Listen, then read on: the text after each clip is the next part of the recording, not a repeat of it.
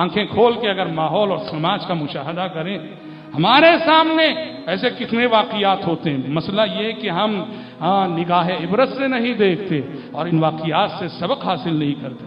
سعودی عرب کا ایک فوجی ہسپتال ہے ریاض کا، وہاں کے ایک ڈاکٹر ہیں عبد المحسن الاحمد، انہوں نے ایک واقعہ بیان کیا، کہا کہ ایک مریض آیا ہمارے پاس، ایک پیشنٹ آیا ہمارے پاس علاج کے لیے۔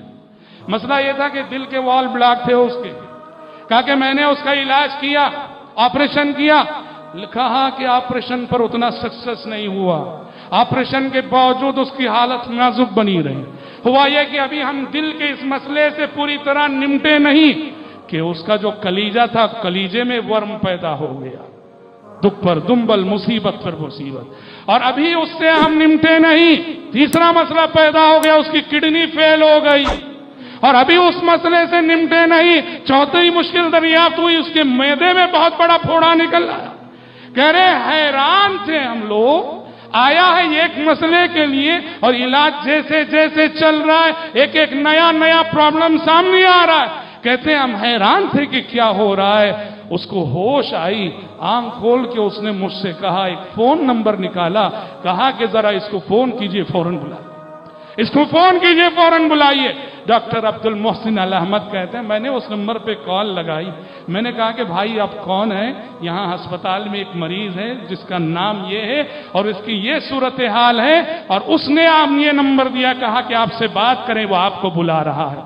ڈاکٹر صاحب کہتے ہیں جس سے میں نے فون پہ بات کی، اس نے کہا ڈاکٹر صاحب میں بتاؤں، یہ وہ شخص ہے جس نے 3 سال قبل میری جائیداد کے معاملے میں میرے خلاف جھوٹی گواہی دی تھی، اور اس کی جھوٹی گواہی کی وجہ سے میری جائیداد مجھ سے چھن گئی، دوسرے کے حق میں چلی گئی۔ 3 سال سے میں اور میرے بیوی بچے سجدے میں یہ دعا کر رہے ہیں، اے اللہ اس ظالم کو مرنے سے پہلے اس کے ایک ایک عضو کو نہ کرا کر، اس ظالم کے مرنے سے پہلے اس کے ایک ایک عضو کو نہ کرا کر دے۔ ڈاکٹر صاحب کہتے ہیں میں نے اس کو سمجھایا، بلایا، کہا کہ معاف کرو، درگزر کرو، وہ بہت پچھتا رہا ہے۔ اس کے بعد بہرحال جو بھی ہوا، حضرات کہنا یہ ہے کہ اللہ کے پاس دیر ہوتی ہے پر اندھیر نہیں۔ اللہ جو مہلت دیتا ہے اس سے ظالم دھوکہ نہ کھائے۔ فَلَا تَحْسَبَنَّ اللَّهَ غَافِلًا عَمَّا يَعْمَلُ الظَّالِمُونَ، یہ نہ سمجھو کہ اللہ تمہارے ظلم سے غافل ہے، یہ نہ سمجھو، ہرگز نہیں۔ إِنَّمَا يُؤَخِّرُهُمْ، اللہ کا قانون ہے وہ مہلت دیتا ہے، اس کا قانون ہے وہ أُمْلِي لَهُمْ إِنَّ كَيْدِي مَتِينٌ، میں انہیں مہلت دوں گا اور میری چال اور میری تدبیر بڑی مضبوط ہوتی ہے، وہ أُمْلِي لَهُمْ إِنَّ كَيْدِي مَتِينٌ۔